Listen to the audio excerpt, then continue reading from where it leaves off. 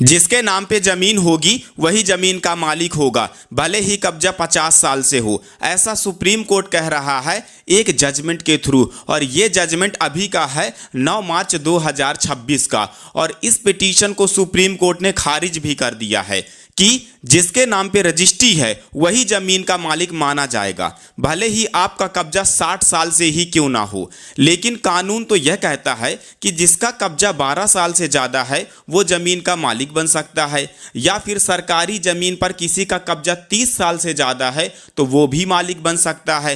तो इस केस में ऐसा क्यों नहीं हुआ?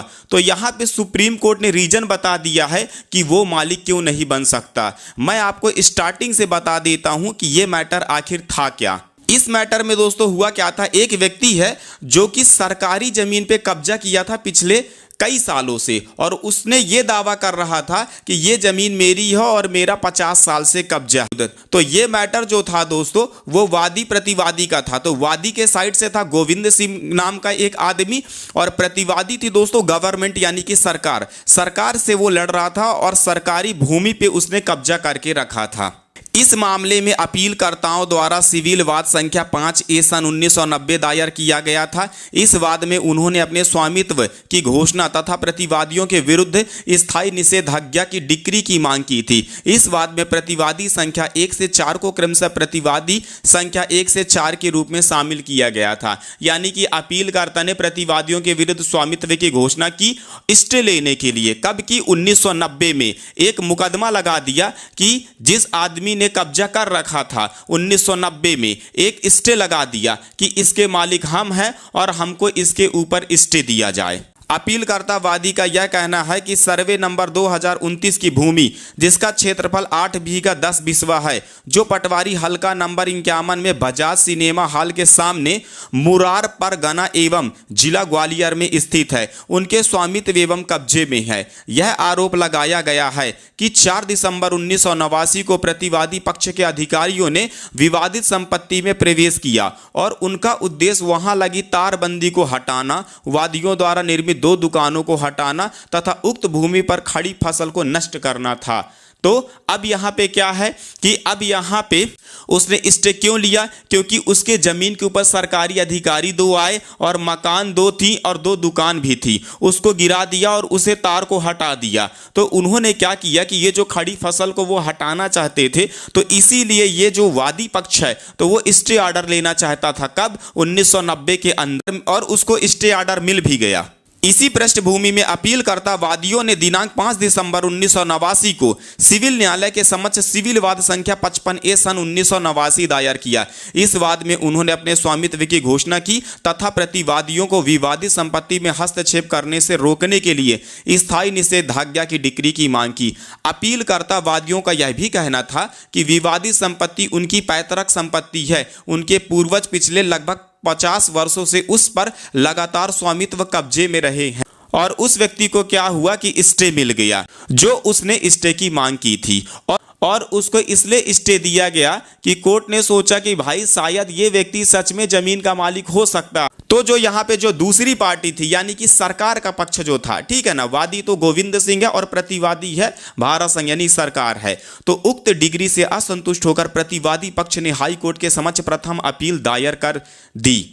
तो दूसरी पार्टी जो थी गवर्नमेंट वो हाई कोर्ट में चले गए। हाई कोर्ट में जब इनका मैटर गया तो हाई कोर्ट ने देखा कि जिस व्यक्ति ने कब्जा किया है और जो बता रहा है कि भाई मेरा 50 साल से कब्जा है, वो उस कब्जे को प्रूफ नहीं कर पाया, साबित नहीं कर पाया, ना तो कोई सबूत दे पाया। मतलब जब सबूत ही नहीं है तो केस कैसे प्रूफ होगा? आपका कब्जा 50 साल से है, 12 साल से है या 20 साल से है या फिर कितने भी साल से है, तो जब आपके पास सबूत ही नहीं है तो आपके पास जो कब्जा है वो प्रूफ नहीं हो पाया। वही जो सामने वाली पार्टी थी यानी कि जिस सरकारी भूमि का मामला है, यहाँ पे अधिकारियों ने बताया कि हमने टाइम टू टाइम इसको वहाँ से निकालने के लिए, इस अतिक्रमण को हटाने के लिए प्रयास किए। उसी के वजह से ये वादी बता रहे हैं कि इन्होंने हमारी दुकान तोड़ दी। इससे असंतुष्ट होकर अपीलकर्ता वादियों ने हाई कोर्ट के समक्ष पुनर्विचार याचिका दायर की। मुख्य रूप से यह आधार लिया गया कि अतिरिक्त साक्ष्य से संबंधित आवेदन का निर्णय नहीं किया गया था। हालांकि हाई कोर्ट ने दिनांक 15 मार्च 2011 के निर्णय के माध्यम से न केवल पुनर्विचार याचिका को खारिज कर दिया बल्कि अतिरिक्त साक्ष्य से संबंधित आवेदन को भी अस्वीकार कर दिया। साथ ही प्रथम अपील में दिए गए निर्णय की पुष्टि करते हुए 2000 रुपए का खर्च भी लगाया, यानी कि जुर्माना लगा दिया। यानी कि हाई कोर्ट में केस हार गया वादी। अब उसने क्या किया, रिवीजन पिटीशन लगा दी दोबारा हाई कोर्ट में। अब उसने कहा कि मैंने ट्रायल कोर्ट में सबूत नहीं दिए कि मेरी जमीन पर कब्जा था, लेकिन अब मैं सबूत दूंगा। लेकिन हाई कोर्ट ने पहले अपील मैटर में भी इस बात को खारिज कर दिया था कि इससे रिलेटेड कोई भी सबूत नहीं लिया जाएगा। अब तो यहां पे अगर आप भी किसी जमीन पर एडवर्स पोजीशन लेना चाहते हैं तो आप एडवर्स पोजीशन लगा सकते हो। अब एडवर्स पोजीशन होता कैसे है, एडवर्स पोजीशन लगता कैसे है, प्रतिकूल कब्जा किसे बोलते हैं, आइए उसको समझते हैं। अगर किसी प्राइवेट जमीन पर आपका 12 साल या उससे ज्यादा कब्जा है तो आप उस पर एडवर्स पोजीशन लगा सकते हैं। अब एडवर्स पोजीशन लगता कैसे है, तो ये आप सिविल कोर्ट में लगा सकते हैं। इसको लगाने के लिए कुछ जरूरी डॉक्यूमेंट आपके पास होने चाहिए। जैसे पहली चीज तो आपके पास ये प्रूफ होना चाहिए कि उस जमीन पर 12 साल से आपका ही कब्जा है, यानी कि जिस दिन से आपने कब्जा किया है वहां पे आपने किसी तरह का कंस्ट्रक्शन यानी कि कोई घर वगैरह बना लिया है। अगर आपके पास वहां का बिजली बिल हो या वहां का कोई टैक्स पे कर उसकी रसीद हो या उससे रिलेटेड आपके पास कोई सरकारी डॉक्यूमेंट हो या आपका वहां का आधार कार्ड का एड्रेस हो कि मैं यहां पिछले 12 साल से रह रहा, तो ये जो कब्जा आपको शो करना पड़ेगा वो कागजों में शो करना पड़ेगा, यानी कि पेपर में शो करना पड़ेगा। अब सबसे जो जरूरी बात है कब्जा शो करने के लिए वो है कि सामने वाली पार्टी को पता होना चाहिए कि किसी ने मेरी जमीन पर कब्जा कर रखा है, यानी कि जिसके जमीन पे आप रह रहे हो, बना के घर रह रहे हो, उसको पता भी होना चाहिए। उसके बावजूद भी उसने 12 साल के अंदर उस कब्जे को हटवाने के लिए कोई कार्यवाही अगर कोई प्रयास नहीं किया है, तब एडवर्स पोजीशन की एप्लीकेशन आप लगा सकते हैं और एडवर्स पोजीशन के माध्यम से आप उस जमीन को अपने नाम करवा सकते हैं। ये प्राइवेट जमीन के लिए है। लेकिन अगर हमने सरकारी जमीन पर कब्जा कर रखा है तब ऐसे में 30 वर्ष से ज्यादा अगर आपका कब्जा है और सरकार को भी पता है और अगर उस भूमि के ऊपर किसी भी तरह का कंस्ट्रक्शन वगैरह कर रखा है, यानी कि हमारे पास प्रूफ होना चाहिए, यानी सबूत होना चाहिए कि यह कब्जा हमारा 30 साल से ज्यादा है, तब हम उस जमीन का एडवर्स पोजीशन ले सकते हैं। किसका? सरकारी जमीन के लिए ये नियम है, सरकारी जमीन का ले सकते हैं। अब इस केस में क्या है कि पार्टी के पास कोई प्रूफ नहीं है और जब पार्टी ने यह कहा कि हमको एक और मौका दो सबूत देने का, हम सबूत देंगे, तब कोर्ट ने मना कर दिया और हाई कोर्ट ने क्या किया कि 2000 रुपये का जुर्माना भी लगा दिया कि आगे तेरे सबूत नहीं देखे जाएंगे। ना तो तुमने ट्रायल कोर्ट में सबूत दिखाए, ना तो तुमने अपील कोर्ट में के अंदर सबूत दिखाए, और जो भाई सबूत ही दिखाना है तो तुम पहले सबूत दिखा चुके होते, तुमने सबूत दिखाया ही नहीं। अब सब कुछ होने के बाद कह रहे हो कि मेरे पास 50 साल का कब्जा है। अब कोर्ट ने यहाँ पे मना कर दिया। अब इससे वही तो होगा जिसका कब्जा था, यानी कि गोविंद सिंह जो वादी था, जो कह रहा था कि मेरा 50 साल से कब्जा है, वो चला गया सुप्रीम कोर्ट में। अब सुप्रीम कोर्ट क्या किया, आइए देखते हैं। जिसको पूरा जजमेंट पढ़ना है वो पूरा जजमेंट पढ़ लेना। मैं आपको देखो ये केस दिखा दिया हूं, ये बहुत बढ़िया केस है। देखो गोविंद सिंह और अन्य अपील करते हैं और भारत संघ और अन्य प्रतिवादी हैं, यानी कि ये जजमेंट बहुत बढ़िया है और बहुत अच्छा जजमेंट है, बहुत अच्छी जानकारी दी है, क्योंकि सरकारी जमीन के ऊपर कब्जा किया हुआ है बंदे ने और उसके खिलाफ एडवर्स पोजीशन कैसे एडवोकेट साहब ने पिटीशन तैयार कर ली, बहुत अच्छी नॉलेज है इसके अंदर। देख लो, मैं आपको पूरा दिखा देता हूं। अब मैं आपको ले चलता हूं डायरेक्ट सुप्रीम कोर्ट का फैसला दिखा देता हूं बिना टाइम वेस्ट किए हुए। इसके अलावा पुराने सूट के चरण में, यानी पुराने वादी चरण में जो अपीलकर्ता प्लेंटिफ के पूर्ववर्तियों द्वारा दायर किया गया था, उनका लगातार दावा यह था कि उन्हें सूट संपत्ति का वैध शीर्षक है। उत्तरदाता प्रतिवादियों के खिलाफ कभी भी प्रतिकूल कब्जा का दावा नहीं किया गया। अपीलकर्ता अब अतिरिक्त साक्ष्य पर निर्भर होना चाहते हैं, अर्थात अर्थात जनरल लैंड रजिस्टर GLR में किए गए प्रविष्टियों पर यह दिखाने के लिए कि सूट संपत्ति निजी भूमि के रूप में दर्ज है। ऐसा प्रयास अपील चरण में और मौलिक की अनुपस्थिति में कानून पूरी तरह अस्वीकार है। केवल यह तथ्य कि सूट भूमि GLR में निजी भूमि के रूप में दर्ज है, अपीलकर्ताओं के स्वामित्व के दावे में किसी भी प्रकार का लाभ नहीं पहुंचता। यानी कि इसके पूर्व में जो उन्होंने केस लगाया था, उनका कहना था कि हम इस भूमि के मालिक हैं, लेकिन इन्होंने कभी भी एडवर्स पोजीशन की एप्लीकेशन नहीं लगाई। सुप्रीम कोर्ट कह रहा है कि अगर आपका 50 साल से कब्जा था तो लगा लेते पहले एडवर्स पोजीशन। और कब्जेदार का कहना है कि सरकारी रजिस्टर्ड लाओ प्राइवेट भूमि करार दिया गया है, और अगर प्राइवेट भूमि है तो सरकार नहीं बन सकती है, सरकार नहीं मान सकती कि मेरी भूमि है। दूसरी पार्टी जो प्राइवेट है वो पार्टी बनेगी, लेकिन सुप्रीम कोर्ट ने साफ मना कर दिया, ऐसी बातें कोई भी बकवास यहाँ पे नहीं चलेगी। यानी कि अगर वे ये दिखाना चाहते हैं कि सरकारी ज़मीन ये किसी प्राइवेट ज़मीन है तो ये बातें नहीं चलेंगी, क्योंकि ये ज़मीन जो है वो सरकारी ज़मीन है, उसका रिकॉर्ड तो है ही नहीं आपके पास। ऐसा कह रहा है सुप्रीम कोर्ट वादी को। एक बार जब अपीलकर्ता प्लेंटिफ ने यह दावा किया कि उन्होंने अपने पूर्वजों के माध्यम से सूट संपत्ति का वैध शीर्षक प्राप्त किया है, तो इस दावे को प्रमाणित करने का भार पूरी तरह उनके ऊपर था। उन्हें इसके समर्थन में ठोस शीर्षक दस्तावेज पेश करने थे। हालांकि ऐसा कोई भी दस्तावेजी साक्ष्य प्रस्तुत नहीं किया गया। यानी कि ये लोग कह रहे हैं कि हमारा 50 साल से कब्जा है, लेकिन कोर्ट कह रही है सबूत ले आओ, 50 साल से कोई डॉक्यूमेंट को प्रूफ ले आओ, कोई भी प्रूफ हो ले आओ कि आपका कब्जा है। ऐसा कोई सबूत है ही नहीं इनके पास, वादी के पास। लेकिन ये पार्टी कह रही है कि हम सबूत देने को तैयार हैं, हमको सबूत देने का मौका तो दिया जाए। दूसरी ओर उत्तरदाता प्रतिवादियों का लगातार रुख शुरू यहीं से हो रहा था कि अपीलकर्ता प्लेंटिफ सूट संपत्ति के सीधे अतिक्रमणकारी और घुसपैठी हैं। उत्तरदाता प्रतिवादियों ने विशेष रूप से इस दावे से इनकार किया कि अपीलकर्ता या उनके पूर्ववर्ती सूट संपत्ति का पिछले 50 वर्षों से उपयोग कर रहे थे, जब तक यह सूट दायर नहीं किया गया था।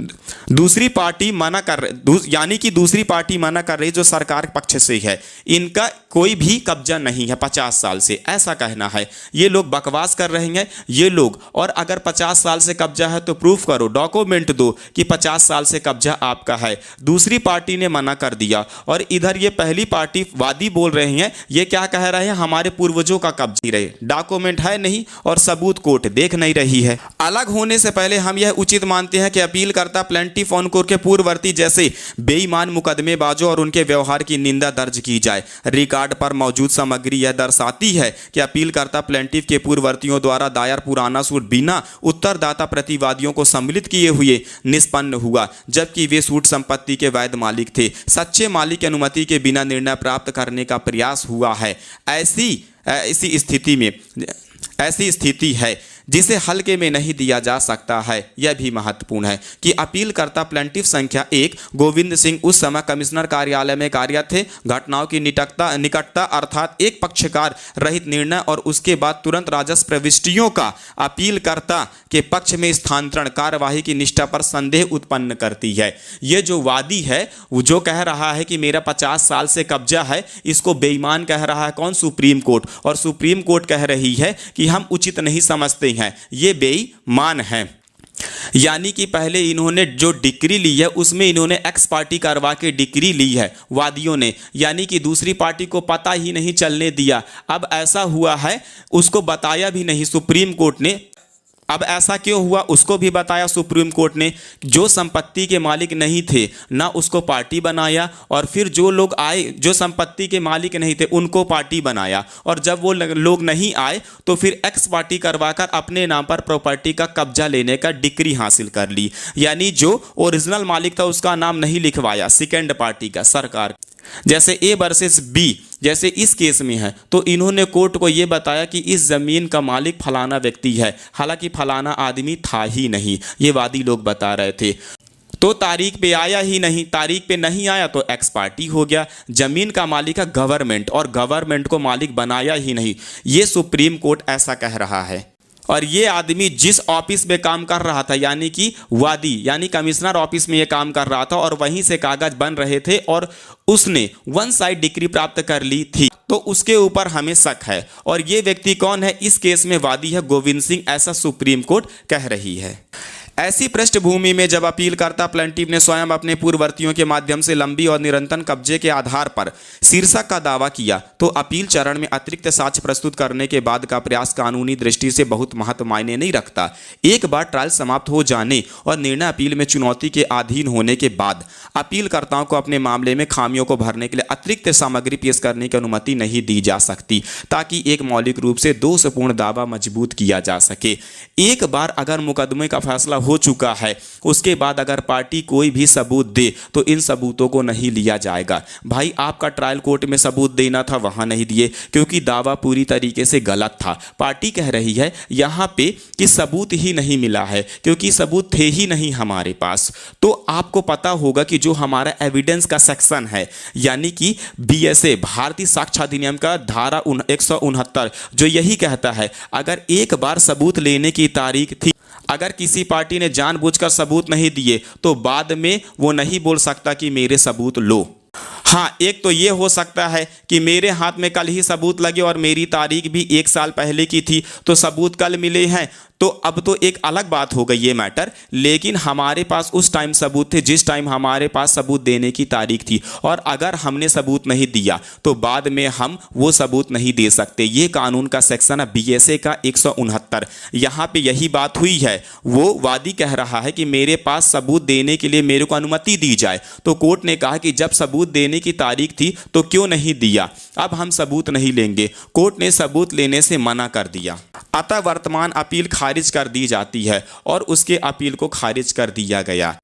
तो ये जो जमीन थी अब सरकार की रहेगी, और जो ये कह रहा था कि मेरा 50 साल से कब्जा है, उसके पास कोई डॉक्यूमेंट का प्रूफ नहीं है, तो जिसके नाम पर जमीन है ना भाई, वो जमीन का मालिक कहलाएगा। अगर सामने वाला पार्टी के पास अपना एडवर्स पोजीशन प्रूफ करने का कोई सबूत नहीं है। एक चीज मैं आपको और बता देता हूं कि अगर किसी ने भी आपकी जमीन पर कब्जा कर रखा है ना, तो आप उसकी कंप्लेंट जरूर करो। काफी सारे लोगों के मन में ये आता है कि कंप्लेंट करने से क्या होगा, पुलिस किसी के साथ मिल सकती है, ये हो सकता है, वो हो सकता है। आपको उन चीज़ों से मतलब नहीं है, आपको अपनी कंप्लेंट रजिस्टर्ड करवानी है। अगर आपने अपनी कंप्लेंट रजिस्टर्ड करवा दी ना, तो कोर्ट देखता है कागज, डॉक्यूमेंट, और डॉक्यूमेंट में ये चीज़ें नज़र आएंगी कि अरे इस बंदे ने तो अतिक्रमण हटाने के लिए एप्लीकेशन दे रखी। जिस दिन आपने अपनी अतिक्रमण हटाने की एप्लीकेशन दी, जैसे एग्जाम्पल के लिए मैं आपको बता देता हूं, मान लो किसी का 10 साल से कब्जा है और अब आपको पता चला, यानी उसके पास अभी 2 साल और बाकी है। अब एडवर्स पोजीशन तभी लगेगा जब सामने वाली पार्टी को पता हो कि मेरी ज़मीन पे कब्जा है और 12 साल हो चुके हैं पूरे कंप्लीट, तब वो एडवर्स पोजीशन लगा सकता है। तब वो एडवर्स पोजीशन लगा के आपकी ज़मीन ले जाएगा, यानी अपने नाम पे वो ज़मीन करवा लेगा। लेकिन 10 साल हो गए और अगर हमने क्या किया कि कब्जा हटवाने के लिए हमने एप्लीकेशन लगवा, तो यहाँ पर अगर हमने 10वें साल में एप्लीकेशन लगा दी तो फिर से उसका शुरू से स्टार्ट हो जाएगा, 12 साल तक फिर से चालू हो जाएगा। यानी कि कोई भी कब्जा लेता है तो उसको 12 साल तक किसी के प्राइवेट लैंड पर रहना पड़ेगा, और अगर प्राइवेट व्यक्ति बीच में एप्लीकेशन लगा दिया अतिक्रमण हटाने के लिए तो फिर उसका कंटिन्यू चालू हो जाएगा शुरू से 12 साल तक। यानी कि हमने उस अतिक्रमण को हटवाने की कोशिश की है, भले ही वो ना हटा हो, भले ही पुलिस ने अपना साथ ना दिया हो, हमने कोशिश तो की। कोर्ट इस कंप्लेंट को मानेगा कि भाई इस बंदे ने कंप्लेंट लाई, मतलब राजी नहीं था बंदा उसको जमीन देने के लिए। अब उसके एडवर्स पोजीशन के मायने 12 साल के बीच में फिर से लगा दो, मतलब 12 साल जैसे होगा तो फिर बीच बीच में लगा दो, तहसील में एक बार लगा दो, एक बार कलेक्ट्रेट ऑफिस में लगा दो, एक बार कमिश्नर ऑफिस में लगा दो, तो एडवर्स पोजीशन जो जमीन का मालिक वो कभी भी नहीं बन पाएगा जो दूसरा व्यक्ति है और जिसकी प्रॉपर्टी है प्राइवेट। दोस्तों अगर ये जानकारी आपको अच्छी लगी हो तो लाइक करें, कमेंट करें और वीडियो को शेयर करें और चैनल को हमारे सब्सक्राइब। ये जजमेंट अभी का है दोस्तों 9 मार्च 2026 का, और इस जजमेंट को सुनाया है दोस्तों जस्टिस विक्रम नाथ ने और संदीप मेहता ने। धन्यवाद दोस्तों, मिलते हैं नेक्स्ट वीडियो में।